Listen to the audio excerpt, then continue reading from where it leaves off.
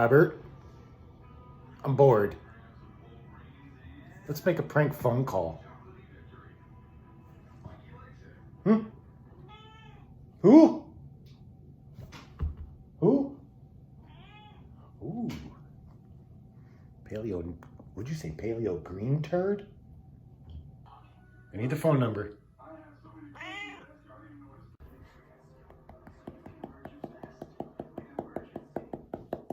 It's a really long phone number.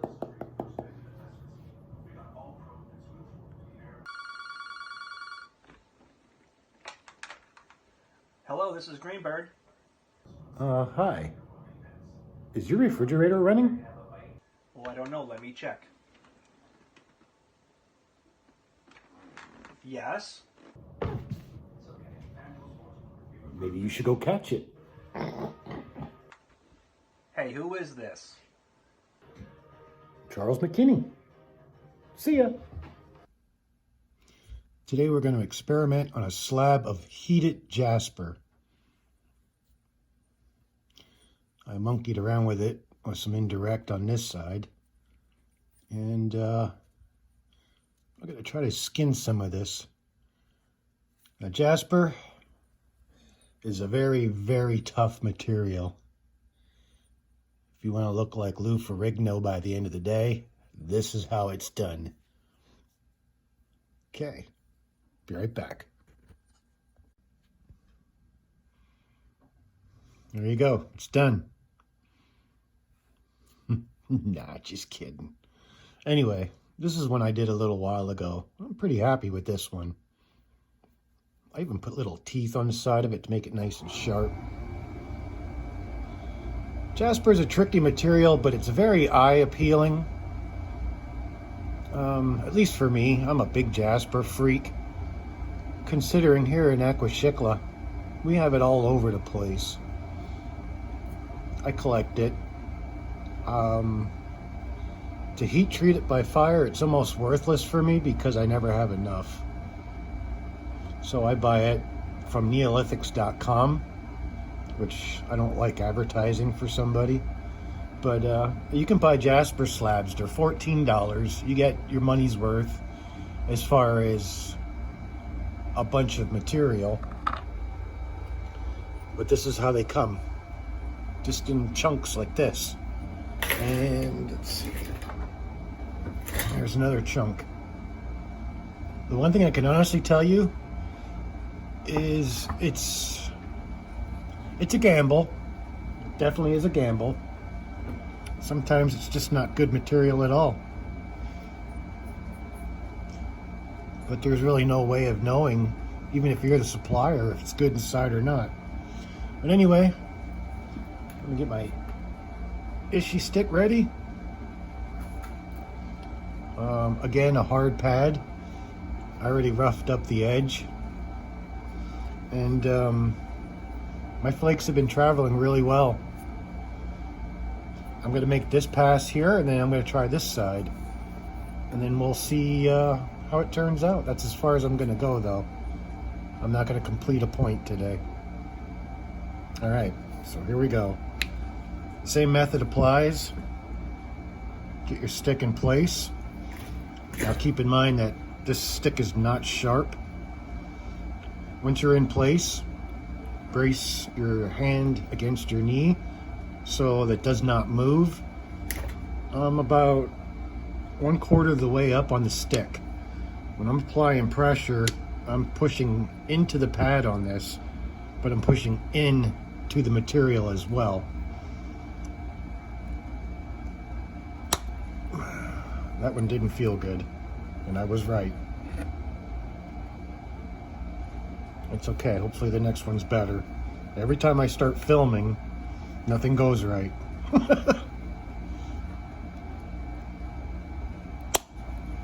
That one felt good. But it didn't travel very far. It traveled far enough for my liking, but hopefully this next one will do the job.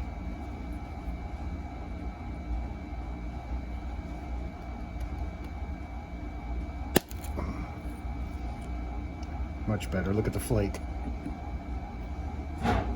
all those pieces in there. So there's what we got.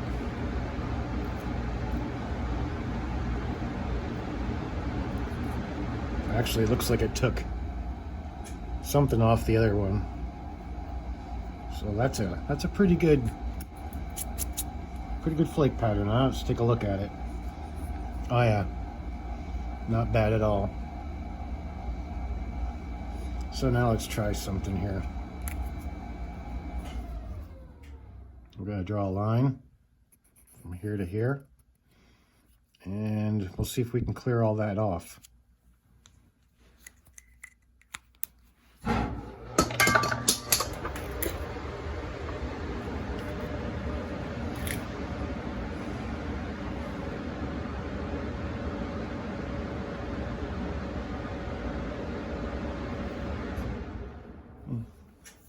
This side looks sharper. Okay, there's the line. Now, I mean, for everyone's own personal preference, I go pretty close to everyone. Okay.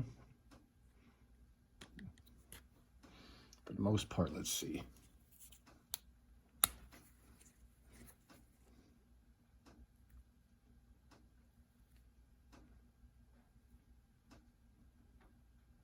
Everybody has a different way. If you look, that's about how close I get.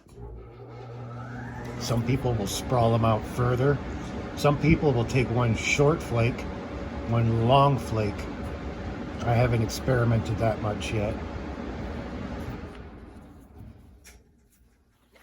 And I usually don't do this with Jasper. I will, probably like, stop it, Dave. I use indirect. I zigzag everything and work my way into the stone that way. The indirect percussion, that's my style.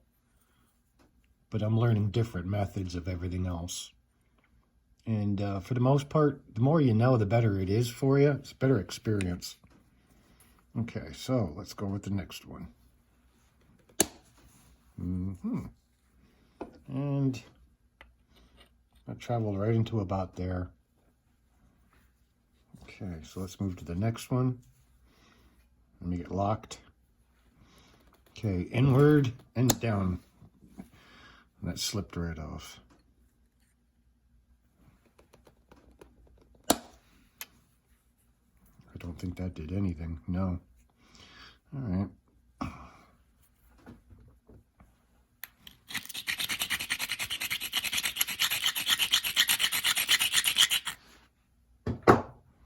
See if that helps.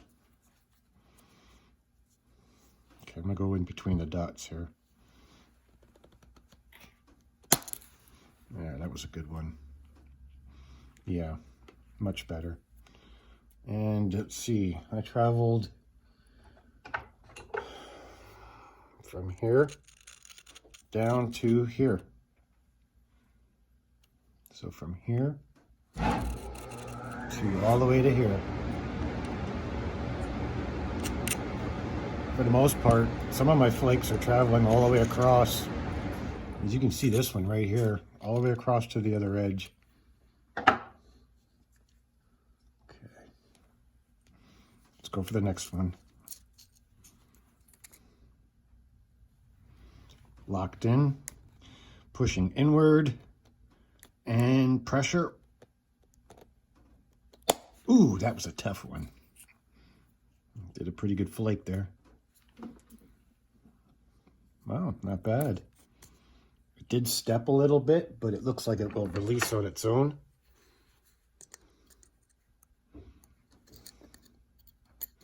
It traveled from here all the way down to here. Yeah, see? Sometimes you can just peek them right out of there. Not bad. Keep dropping my stick. That's a good way to dull the point. All right, so one more on this side. Okay, that one I don't think did, no, it didn't do anything. Let me rough it up just a little bit more.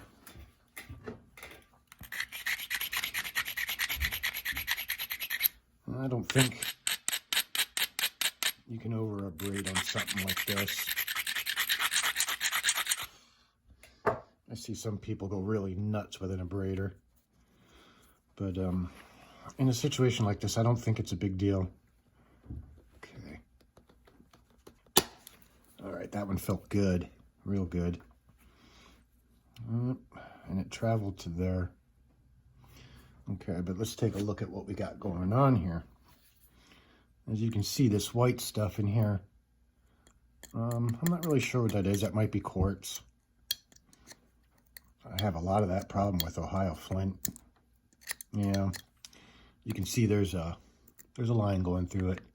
Study your material as you go on, and then a lot of times flaws in the material play a big factor as well. Like on this side here, you can see there's a lot of going on right there, and there's something going on inside of here.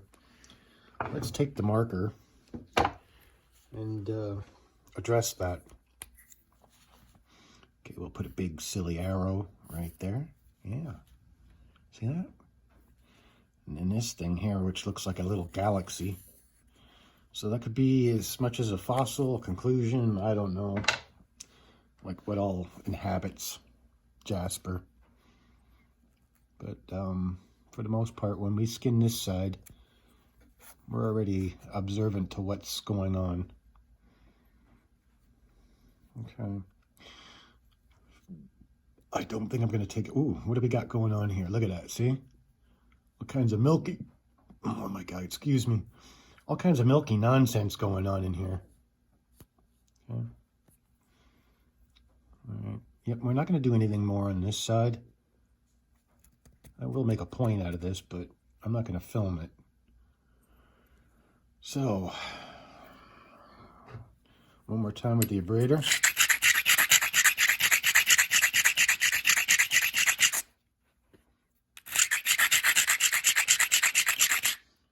All right, let's get started.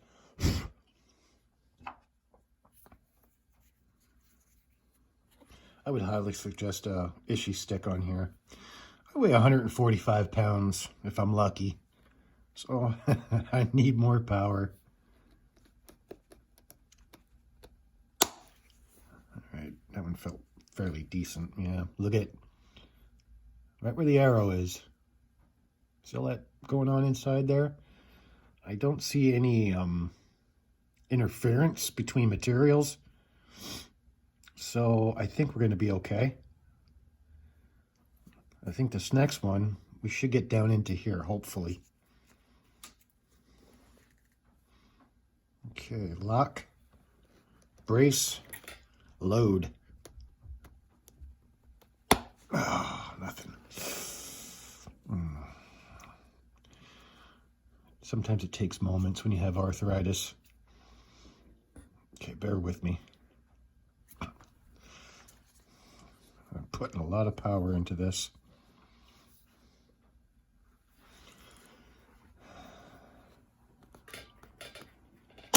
Okay. Not bad. We didn't get near the circle. Well, we kind of did, but we didn't. What we got was some kind of interference right here. So this next sweep might make it into there. I'm going to aim into that direction, see what happens. And by aiming, all you have to do is basically that.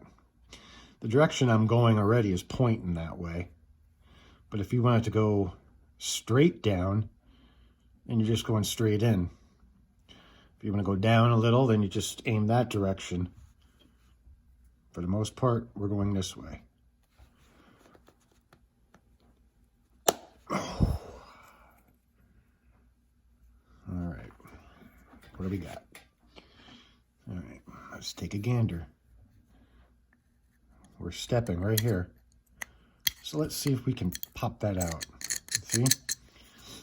Now, if we were to come in from this edge, but you know what? I'm going to try right here to strike a flake that direction, just out of curiosity. Now I'm going straight instead of curling. Okay. Ooh, man. Well, that one didn't travel very far. At all. That's okay. Anyway, let's take some more flakes off of here. Lock and load. That's a big one. Maybe that was in there from before. I don't know. Oh yeah, that one was nice. We're down here. And we have a feather flake in there. Fingernail, I guess some people would call that. But as you can see, they're traveling rather well. We're all the way down to here. So now, out of pure curiosity, so these are the things that you really need to pay attention to. Like I said, I'm not a professional, but these are the things you need to remember. Okay, we're coming down this far. Let's put a little happy face there. Yeah. You know what? Let's make him, give him a body, some arms, some legs. Yeah, he needs a name. We'll call him Josh. Well, Josh, you're about to get evicted. And if your name is Josh, it's nothing personal. I'm just trying to take your head off. Okay. Lock, load. We're going in straight. Very nice abundance of flakes. Oh, it looks like Josh is in pretty rough shape. Yeah, definitely got some nice flakes from that. And let's see how bad Josh is doing. Oh, hell, Josh. Lieutenant Josh, you ain't got no legs. All right, enough. This is what happens when you have 4 cups of coffee.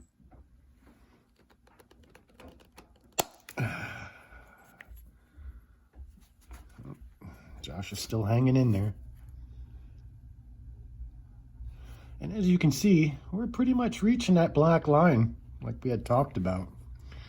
There's no more fingernails in there. This is going to be a beautiful point. Look at the colors in there. That's the one thing I like about Jasper. It never leaves you unhappy. Oh, you know what? There is a fingernail there. Let's take a look. Looks like Josh is about ready to lose his shoulders. Oh, Josh. Poor guy.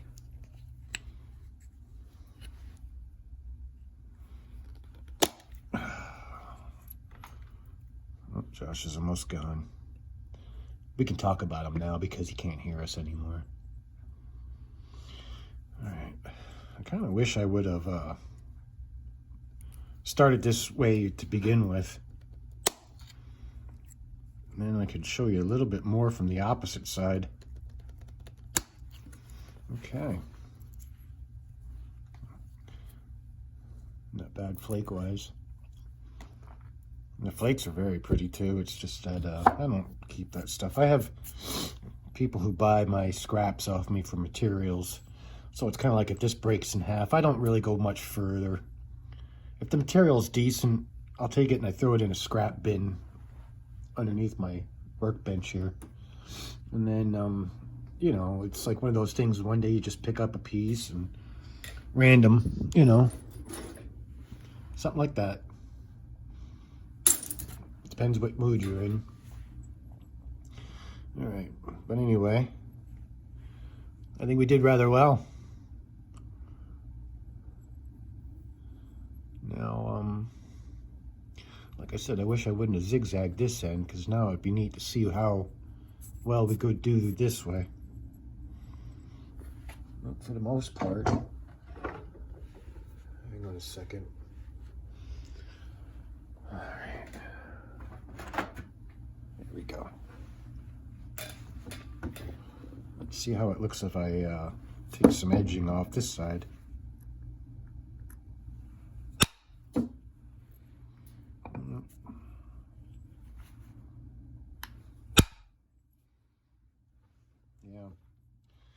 definitely. Yeah, that's going to be a beautiful point if it survives. All right, well, anyways, so I would say don't be scared of Jasper. Now, at this point, I think what I would do is I would move down to, say, where did I put it? Now, I have different sizes, of course. I have much larger than this. I just don't know where they are at the moment. So then I have a large, a medium, and a smaller version. These are great for detail work, and I do mean great. You can even put like a horseshoe nail in there for notching. And I'm a big fan of steel and iron nails, simply because they don't bend when you're doing detail work. And you don't have to even sharpen as much. Nail's been like that for quite a while. Got us a nice little cut there. That's what's going on under there too. All right, so anyway, just go in and take off the teeth. That's what I do. And I'll tell you a little secret Dave's got. But you gotta promise to keep it between us. And it's not a happy tree, you know. It's like Bob Ross used to say, it'll be our little secret. Now look how nice that is. Okay? But anyway, if the other side was, well, it is. My goodness. So eager to leave, Dave, aren't you? I got stuff to do. Anyway, you don't have to push as much on this side. Don't apply so much pressure when you're doing it this way. This works for obsidian and glass as well. Now, it depends on how thick your material is. I don't usually go much thicker than this, and I would say that's probably about 1/4 inch. Let me break out my huge tape measure.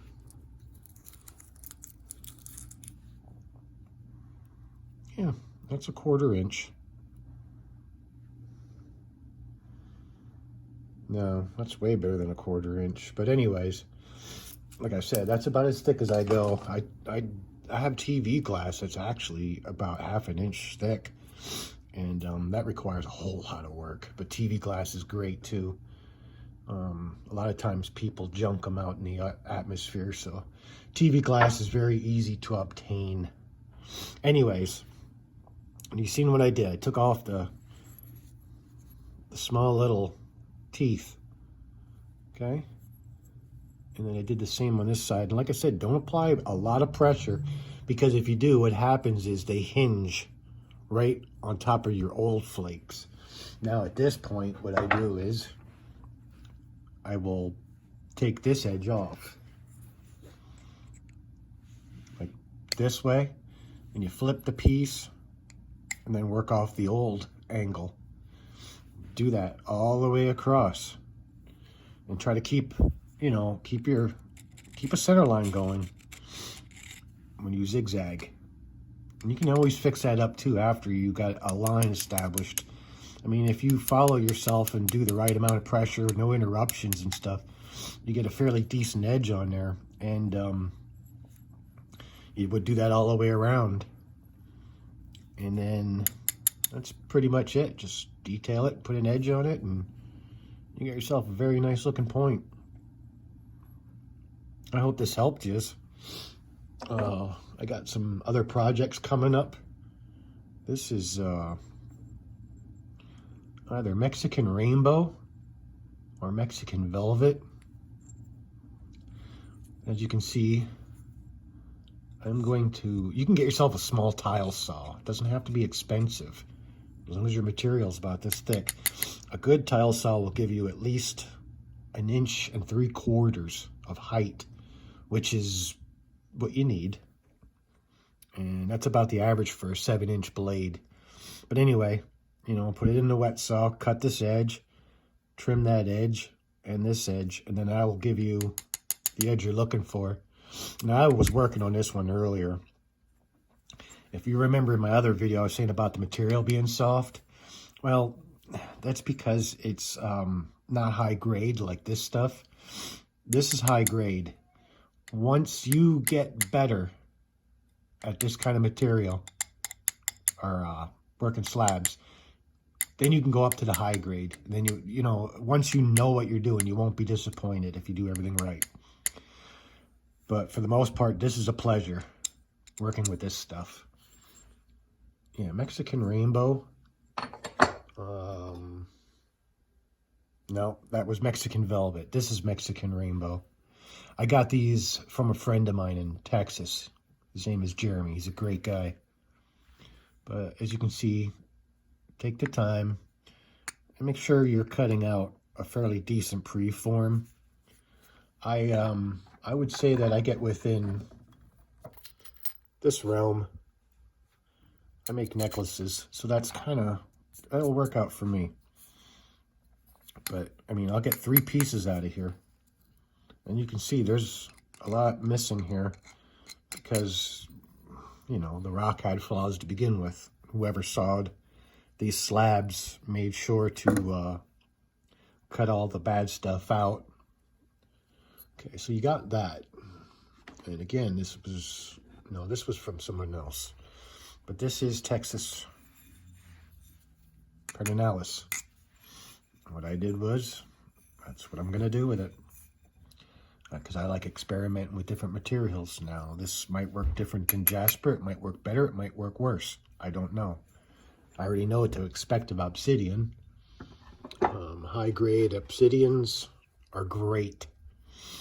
But like I said, if you're beginning, start with plated glass. You can get smoked glass if you want to trick people with, you know, dark glass. But if you practice on glass for a few weeks, plated glass, man, what, 96 cents a square foot? What do you got to lose? You know, versus like, what, $6 a square inch? I mean, a piece like this, and I ain't kidding you, I've paid upwards of $50 for a few slabs just like this. And you'll impress yourself in time. All right. I've got to go, folks. Like I said, I've got stuff to do. Enjoy your day. Toksa. Just a quick update. It was pretty, exactly like I said it was. And I guess Josh had some friends and they got revenge because during the process, it broke in half. I don't know if that was the bottom, the side, the top. Doesn't really matter. I'll make a bird point out of this one yet too. But yeah, with the right amount of work,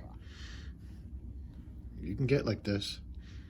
When you go to pressure flake, just apply the same rules. Okay, good luck everybody.